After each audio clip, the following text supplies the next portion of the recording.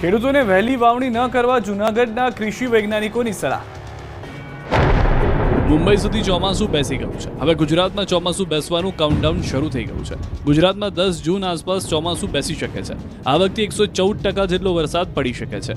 હાલ pre monsoon એક્ટિવિટીના વરસાદમાં જ ખેડૂતો વાવણી કરવા અધીરા બન્યા છે। ત્યારે આવા સમયે વાવણી કરવી કે નહીં અને વાવણી કરે તો શું ધ્યાન રાખવું તેને લઈને જૂનાગઢ કૃષિ વૈજ્ઞાનિકોએ ખેડૂતોને અપીલ કરી છે।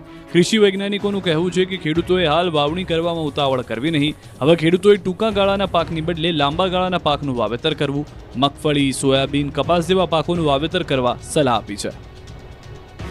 જે લાંબા ગાળાની અવધિ મુજબ કહેવામાં આવેલું છે તો તે મુજબ લાંબા ગાળાના પાકો છે એ ખેડૂત માટે લેવા જોઈએ।